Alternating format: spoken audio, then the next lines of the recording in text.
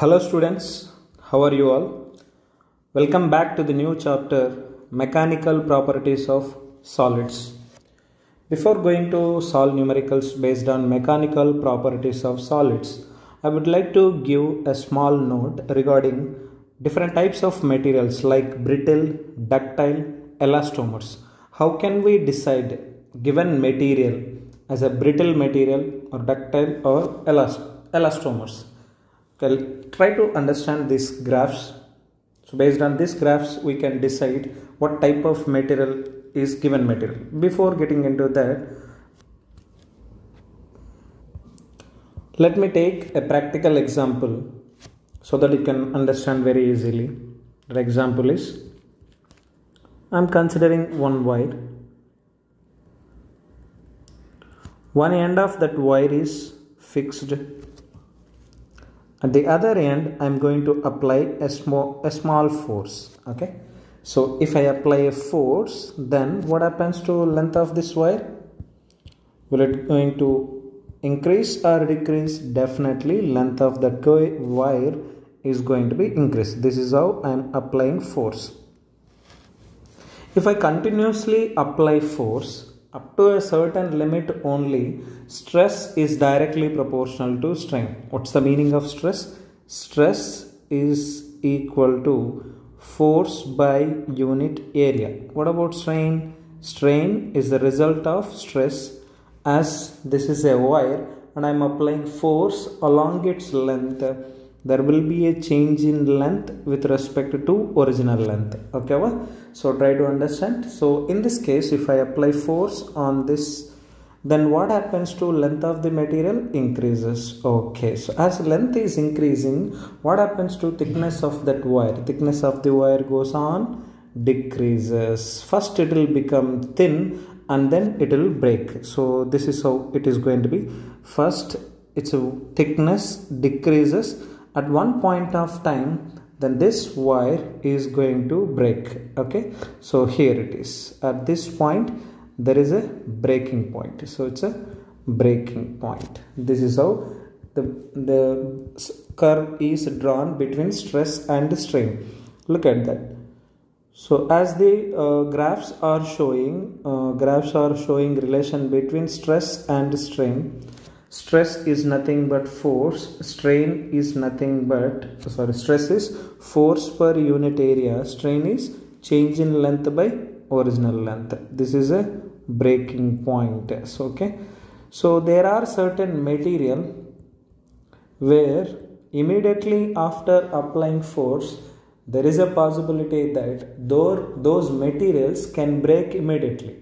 Some materials won't break immediately. After applying some force, first they will become thin and then they will get break. So simple example is biscuit. If I take an example for biscuit and if I apply some force on it, definitely it will break immediately. If I take an example of bubble gum, so if I apply some external force on the bubble gum, first it will become thin and then it will break. So that's the best example. Okay, so this is where region B to C represent whether the region of plasticity present or not. Plasticity in the sense, so I said that the wire will become thin and then it will break, right? So these are the regions. So if you observe B to C region in first and second graph, in which graph B to C region is more? Definitely in second graph B to C region is more comparing to first graph. The material which is having plastic region more. So this region is called as plastic region. The material which is having more plastic region is called as ductile material. The material which is having less plastic region is called as brittle material. So what about elastomers then? So if you observe brittle material and ductile material, there is a proportionality limit. That means until certain limit, applied force per unit area and strain produced in that wire, both are directly proportional with each other. But if you observe elastomers, there is no such kind of relation. We used to call this is as Hooke's law, right? Up to a certain limit, stress is directly proportional to strain, right? So here it is proportionality limit. So that proportionality limit is not present in elastomers. Proportionality limit is present in both brittle material as well as ductile material. So here it is proportionality limit. In both cases, like a brittle material and ductile material, proportionality limit present, whereas in elastomers proportionality limit is not present. This kind of materials like elastomers does not have any plastic region, so they didn't have any kind of plastic range. So the breaking point of these kind of materials lies very close to elastic limit. So breaking point of these kind of limits lies very close to elastic limit. Hope you understood what is the meaning of elastic limit. Up to a certain limit, after removal of deformation force, objects will comes back to its original position. That is called as elastic limit. Hope you understood the point. Very good. Let me solve the questions. So if you observe question number 1, so what's the question number 1 they have given? The stress strain curves are drawn for two different materials X and Y. Okay. Question number 1, solution. So material Y and material X. So the ultimate strength point and the fracture point are very close to each other for material X. Ultimate strength point is also nothing but a breaking point. Here in the given example note point C is called as a breaking point. I'll represent here. So C is equal to breaking point or ultimate strength point. That's the point materials will break. Okay, so if you observe in the question they have given, so material X, the distance of separation between ultimate strength point and fracture points are very close. Those points are very close. So let me write it down. A small correction, check out here. B is called as ultimate strength point or maximum stress point. Point C is called as breaking point or fracture point. Look at these graphs. So look at this question. For a point X, material X, ultimate strength point and fracture point are very close. So these are very close for material X. Okay, but are far apart for material Y. So far apart for material Y. Now what's the question? So we can say that materials X and Y are likely. First one, ductile and brittle. So here it is. If in this example for a brittle material B and C are very close together, for ductile material B and C are far apart. So what kind of materials X and Y are? X is brittle and Y is ductile. So this is the answer. Look at the options. Which option is correct? Option B is correct. Hope you understood, guys. Next, question number 2. Let me explain you that. A wire of length capital L and area of cross section A is hanging from a fixed support. Okay. This is the diagram. So I have represented. A wire of length L, area of cross section A is hanging from a fixed support. Okay. So this is the fixed support. With the help of this fixed support, this wire is hanging. Next step. The length of the wire changes to L1. Okay. Super. Wire length is changed to L1. Okay. Let me represent that. So it is going to be L1 now. This is the new length. Okay. What is the reason behind this change in length? They are given. When mass capital M is suspended from its free end. Super. So when a mass capital M is suspended from its free end, there will be change in length. So now new length is going to be L1. Okay, so mass capital. What's going to be weight acting on this wire? It is going to be mg, and it is represented as shown in figure. So what is the question they are asking? The expression for Young's modulus is super. So what's the formula for Young's modulus of elasticity? Young's modulus of elasticity is stress by longitudinal stress by longitudinal strain. So what is the meaning of longitudinal strain? Change in length by original length. So which is equal to longitudinal stress is force by area. Let me replace it. Force into length, original length, A into delta L. So I don't know what is delta L, but I know only new length. How to find out change in length? So this is how it is. This is where change in length is present. And how to find out the change in length? New length L dash or L1 minus original length of the material will gives us change in length of that material. Okay. What about F here? F is nothing but weight acting on that wire, which is equal to mg. Let me substitute those variations. Then y is equal to F is nothing but mg, whereas L is the original length, L divided by area of cross section is A. What about change in length? Change in length is L1 minus L. This is the answer. So which option matches? Y is equal to mgl by A into L1 minus L. Option D is correct. Very good. Next, question number 3.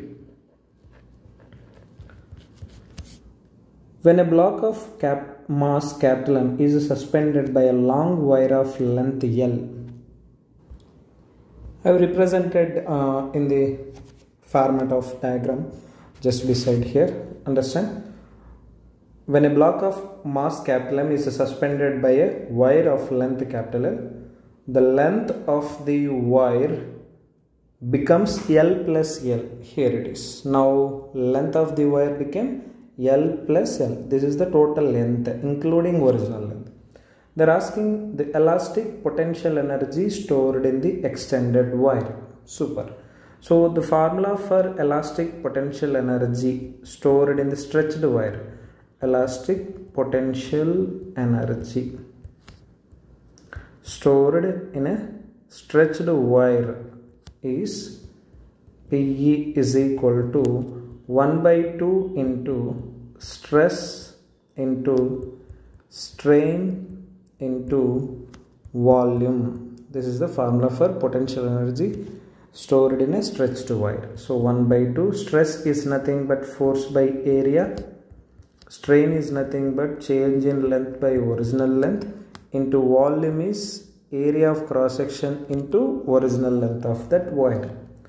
Let me write down one by one. So here 1 by 2, what's the force which is responsible for a change in length of this object? It is weight of this block is nothing but a applied force on that wire, which is equal to mg. Okay, so that is mg divided by A into change in length. Total length is, new length is L plus L minus capital L will gives us change in length, right?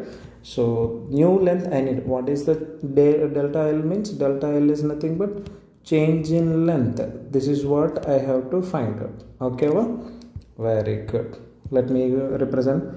Original length is L. So area of cross section into original length. So area of cross section into original length will get cancelled out. So plus L minus L will get cancelled out. What is the final answer?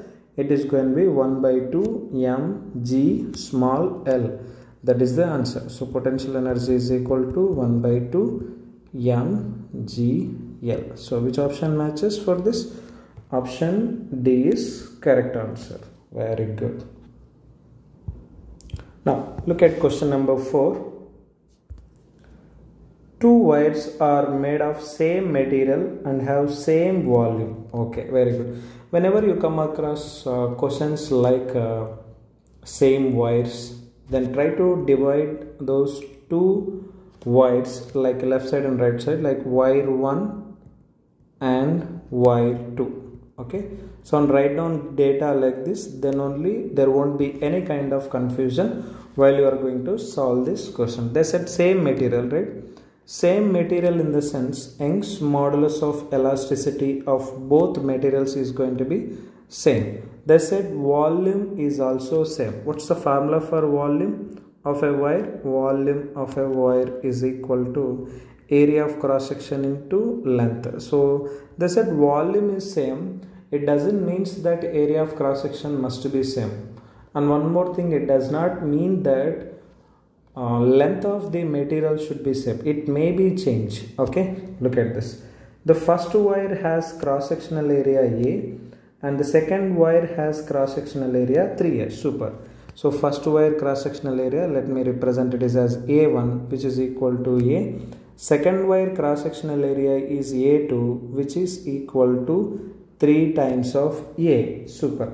If the length of the first wire is increased by delta L on applying force F, so change in length in first wire is delta L and force applied on that wire is F.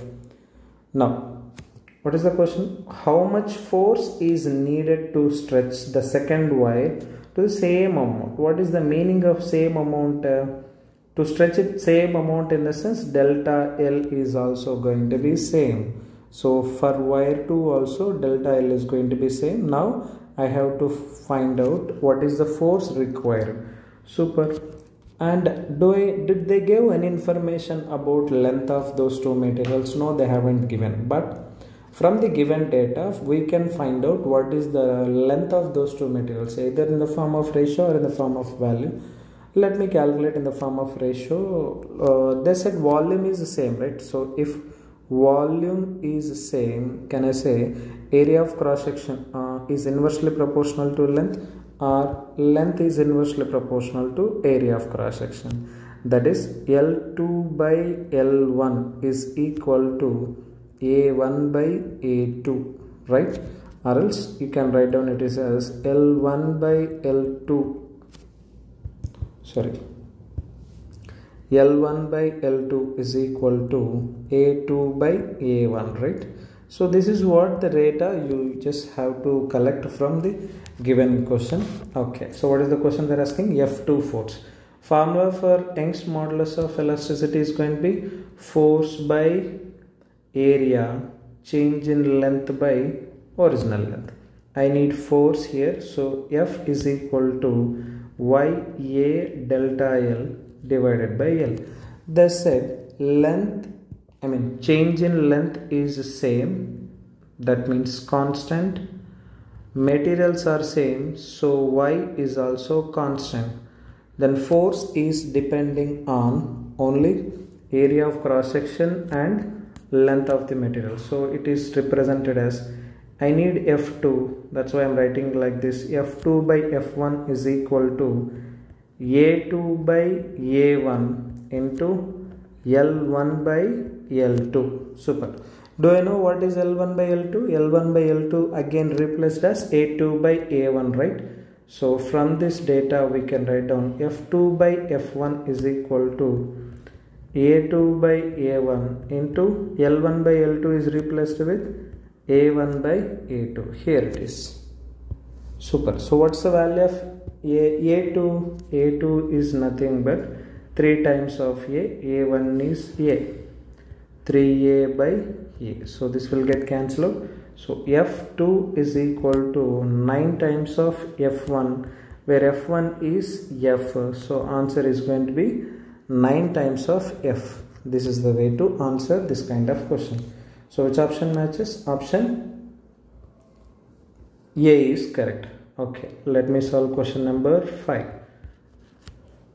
The bulk modulus of a spherical object is B. If it is subjected to uniform pressure, the fractional decrease in radius is super. We know the formula for bulk modulus of elasticity, that is General formula, let me represent the formula. It is volume stress by volume strain, right? Stress formula is the same for all types of stress. So it is force by area. As volume is changing, I have to represent it as delta V by V. As volume is decreasing, I am going to represent it with minus. As force is acting in all the direction, we can replace this force by area with pressure. Okay, so we can replace it with pressure. That's the general representation. Minus V goes to numerator. It is going to be finally minus P into V divided by delta V, or else I can represent it as minus P divided by delta V by V. So this is the way of representing bulk modulus of elasticity in terms of pressure and change in volume. Okay, so what's the formula for volume of a spherical object? If let's say radius is smaller, volume of a sphere, volume of a sphere. If radius is smaller, volume is nothing but 4 by 3 pi r cube. We know that in basic units and measurement chapter, change in volume with respect to original volume representation, which can be replaced as 4 by 3 into pi. This r power 3 can be replaced as 3 times of r square into delta r, right? Or else, with respect to units and measurement, no need to consider this. We can directly write it is as 3 times of delta r by r, right? So this is the way of representing delta V by V. Okay.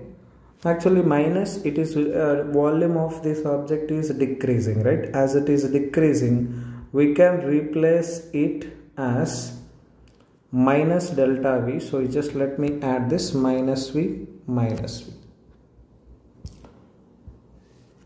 From this we can write down delta R by R as, that is minus delta R by R can be replaced as minus delta V by V into 1 by 3, right? Try to understand this representation. Let me substitute these variations in the formula. They are asking fractional decrease in radius, right? Okay, super. So from the formula for bulk modulus of elasticity, so I can replace this pressure divided by minus delta V by V can be replaced as minus 3 times of delta R by R, right? Minus 3 times of delta R by R. They are asking fractional decrease in radius, so bring minus delta R by R to the left side. It is going to be P by 3 times of B, bulk modulus of elasticity. See, by minus here represent only decrease in radius or a decrease in volume. So which option is correct? Option C is correct. Super. Next, question number 6. So question number 6 is again of 2 different weights of questions. So already explained how to answer this kind of question. You just represent like this 2 wires, then only it is very easy for you to solve the numericals. So numerical of 2 wires without any confusion. Otherwise there will be a small confusion. Let's avoid that kind of confusion. The Young's modulus of steel is twice that of brass. Okay, super. So they have already given Young's modulus of elasticity of steel is twice that of brass. Okay, remember this hint. The 2 wires are of same length and of same area of cross section. Super. Length is same, area of cross section is also same. Super. One of steel, another of brass are suspended from this same roof. Okay. If we want to lower the ends of wires to be at the same levels, okay, then the weights added to the steel and the brass wires must be, okay, if we want to lower the ends of the wires to be at the same level, in the sense delta X delta L is also going to be same. Now the question they are asking, the weights added to the steel and brass wires must be super. They are asking F1 to F2 ratio, steel to brass ratio. Let me represent. Young's modulus of elasticity is equal to force by area, change in length by original length. Here everything, almost all the variables are going to be same here. Length is same, change in length is same, area of cross section is same. So force is replaced with weight, that weight of steel to the weight of brass, which is equal to steel Young's modulus divided by brass Young's modulus, which is equal to 2 by 1 is the answer. We know that ratio. So from this we can write down Ys by Yb is equal to 2, right? So from that we can directly answer. So which option is correct? So option D is correct. This is the easiest way to answer this kind of question. Hope you understood. Next, question number 7. The approximate depth of an ocean is 2700 meter. The compressibility of water is 45.4 into 10 power minus 11 Pascal inverse. And density of water is 10 power 3 kg per meter cube. What is the fractional compression of water will be obtained at the bottom of the ocean is super. So look at the diagram. So whatever the data they have given, I just represented in the form of a diagram. So ocean of depth 2700 meter, compressibility, density of water, they are asking at the bottom what is the fractional compression of water will be obtained at the bottom of the ocean. That means they are asking delta V by V. Okay. So we should know what is the relation between compressibility and bulk modulus of elasticity. Compressibility is replaced with reciprocal of bulk modulus of elasticity. What about bulk modulus of elasticity formula? It is replaced as minus P divided by delta V by V. So from this, what's going to be delta V by V? Delta V by V is equal to P by B. So I'm not considering minus because I'm just going to find out magnitude only. So what's the pressure at the bottoms? If any objects are at certain depth in a liquid, the pressure is going to be, the formula for pressure is rho GH divided by bulk modulus. Okay, so 1 by bulk modulus is replaced with compressibility. Okay, so rho GH into compressibility.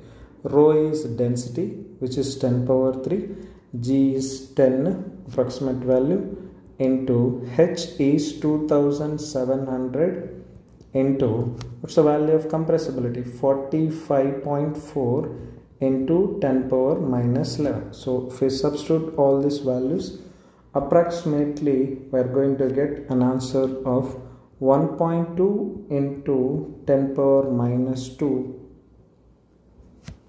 This is the fractional change in volume. Hope you understood which option is correct. Option A is the correct answer. Okay, so very good. Let me explain you question number 8.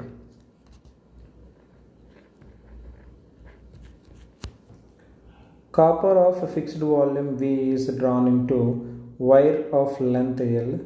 When this wire is subjected to a constant force F, the extension produced in the wire is delta L. Which of the following graphs is a straight line? Based on given data, one thing I can understand is this question is based on Young's modulus of elasticity. Then Y is equal to force by area change in length by original length. Unfortunate thing is in the question they haven't given any kind of information about area, but they have given information about constant volume. So I have to convert area into volume. What's the formula for volume of a wire? Volume of a wire is area of cross section into length of that wire. From this, area of cross section is equal to V by L, right? Let me replace it. So Y is equal to F L divided by area of cross section is V by L into delta L. L goes to numerator, and from this delta L is equal to F L square divided by Y into V. This is the final formula I'm going to get based on the given data. So they said force is constant, volume is fixed, and length is also fixed. If all those values are constant, can I say delta L is directly proportional to L square? So the graph between delta L and L square is going to be constant. So which option is correct? Question number 8, option B is correct. Very good. So let's answer question number 9. In question number 9, they are given some data, length and diameter. They are asking which of these will have the largest extension. The following 4 wires are made up of same materials. If they are made up of same material, what is going to be Y? Y is going to be same or different? Y is going to be same for all the materials. What's the formula for Y? Y is equal to force by area, change in length by original length, right? From this formula, one thing we can observe that as Y is constant, delta L, so from this let me convert as a delta L formula. They are saying for which of these will have largest extension when same tension is applied. Okay, so from this delta L is equal to F L divided by Y into A. That's it. Y is the same, yes it is, and also tension applied is also same. They are asking relation between length and area. Area can be replaced as area is equal to, generally it is pi r square. In terms of diameter, it can be replaced as pi d square by 4. This is the way to replacing in terms of radius and diameter. So delta L, I can write it down as proportional to length by diameter square.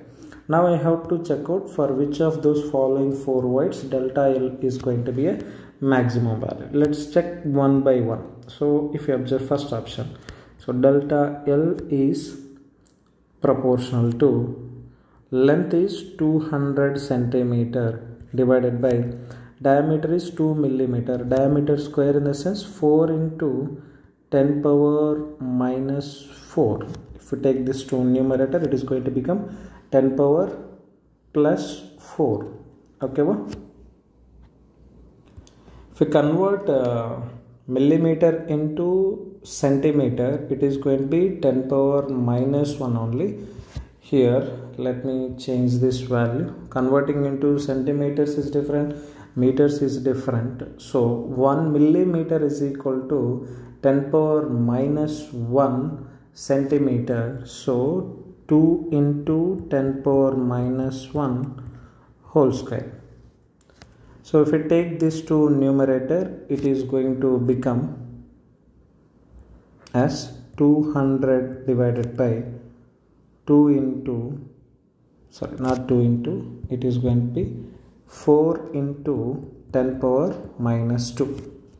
Let's take this to numerator, it is going to become 200 or else 2 into 10 power 2 into 10 power plus 2 divided by 4.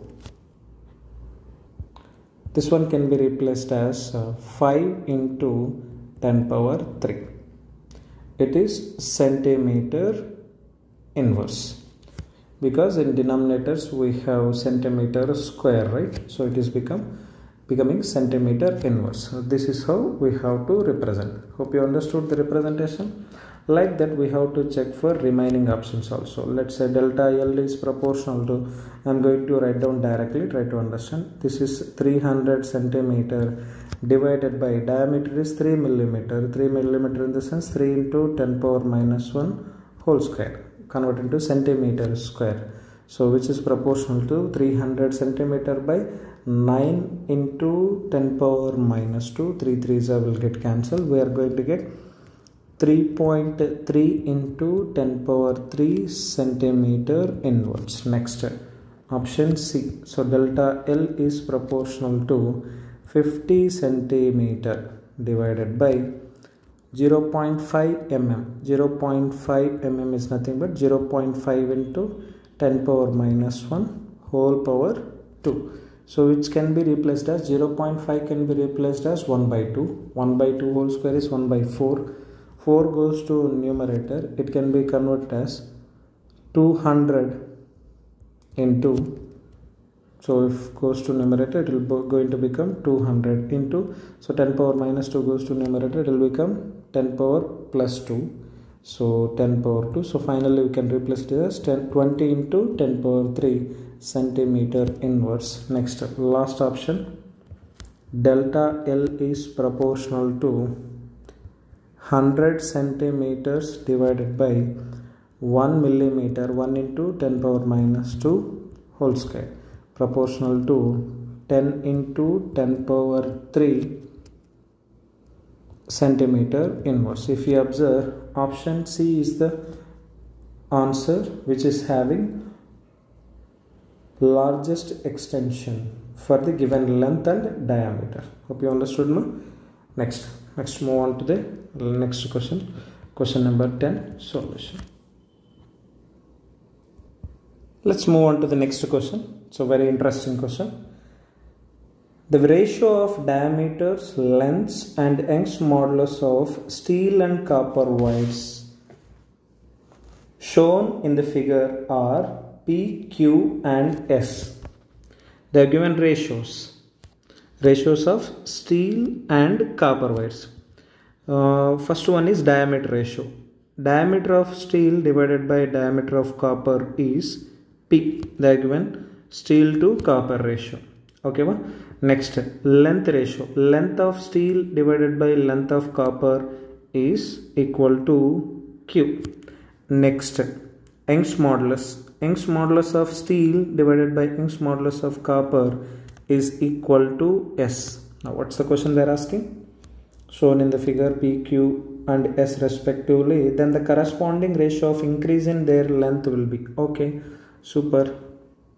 They are asking corresponding length, increase in length they are asking. That means they are asking delta L ratio. Okay. So let me answer this question. First option, they have given diameter. Diameter, let me convert this in terms of area. Actually, area is directly proportional to diameter square, right? So we can replace it as area of steel divided by area of copper is going to be P square. Try to understand. Area formula is pi r square, right? So pi r square is replaced as pi d square by 4. That is the reason I am replacing area with diameter square. Okay, so and it is going to be P square. So let me answer. They are asking change in length ratio, right? What's the formula for Young's modulus of elasticity? Force by area, change in length by original length. So where we need change in length, right? Change in length of the steel divided by change in length of copper, which is equal to force of steel divided by force on copper into length of steel divided by length of copper into area is in reverse, right? So area of copper divided by area of steel into Y of copper divided by Y of steel. So this formula I am replacing in terms of delta L. Delta L is equal to FL by AY. So from this only we got this relation. Okay, so okay, we know all this representation. I have to represent force acting on steel wire. So if you observe this steel wire, force acting on this steel wire is both masses 2m and 5m I have to take into consideration. That means on steel wire total 7 mg force is acting. This is force on steel wire. What about force on copper wire? Force on copper wire is going to be only 5 mg.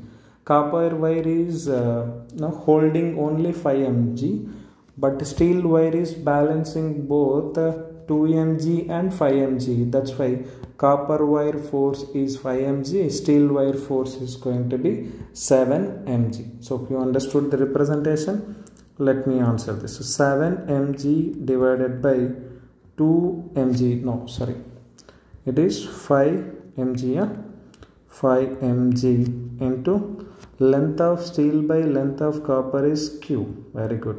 Area of copper by area of steel is P square. Sorry, area of steel by area of copper is P square, but in reverse it is going to be 1 by P square into Y copper by Y steel is going to be 1 by steel. So mg will get cancelled. So final answer we are going to get 7Q divided by 5 P square S. Then change in length of steel by divided by change in length in copper. So this is the answer. Which option matches? 7SP square or 5SP square. So option B is correct. So very good. Next.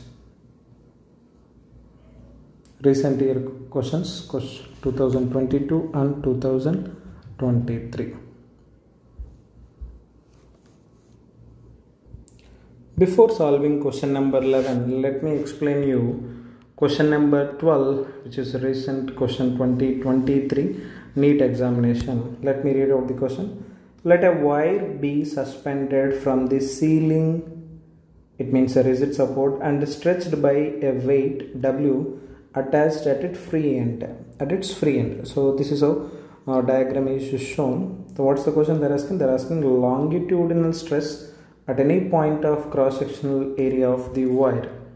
They're asking longitudinal stress. What's the formula for longitudinal stress? Longitudinal stress is equal to force by area, right? So what is the force acting on that wire? It is weight of this body, which is already given, that is W, divided by area of cross-section is A. This is the answer. Which option is correct? Option A is correct. Option 1 is correct. Very good. Observe question number 11. Assertion is they have given the stretching of a spring is determined by shear modulus of the material of spring. Okay. So to answer this question, first of all, we should know what is the meaning of shear modulus of elasticity of the material. Shear modulus is responsible for change in shape of the material. So which is responsible for change in shape of the material. Whenever you stretch the spring, its shape changes. So shear modulus of elasticity is the responsible elasticity for the change in shape of the body. So option assertion A is true only. Okay. Now let's check.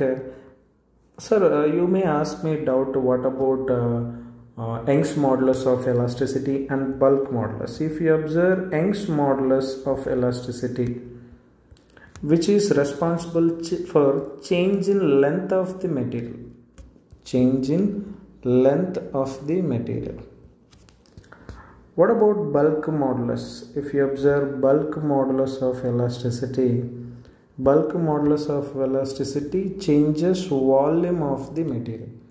Changes volume of material. The only one case which changes the shape of the material is the shear modulus of elasticity. So that is the reason given assertion is exactly correct. There is nothing wrong in that. But look at the reason. So whether it is going to match the given assertion or not, let's check out. A coil spring of copper has more tensile strength than steel spring of the same dimension. Okay, so generally Young's modulus of steel values approximately I am giving. So it is going to be 2 into 10 power 11 Newton per meter square. Young's modulus of copper is, it is around 1.2 into 10 power 11 Newton per meter square. So there's a tensile strength, right? So a coil spring of copper has more tensile strength in the sense more stress. So generally steel tensile strength is greater than copper tensile strength, that is Y of steel is greater than Y of copper. So that's why given reason is not a valid reason, so that is the reason it is going to be false. They have give tensile strength of copper is more than steel, but generally steel tensile strength is greater than copper tensile strength. So that is the reason which option is correct. Option 3 is correct. Hope you understood, guys. It's the number of questions are very small. So very small number of questions they have given based on previous NEET. So this is what I felt. Let's go for the next chapter. Hope you understood and you are enjoying this previous year NEET questions. Thank you so much.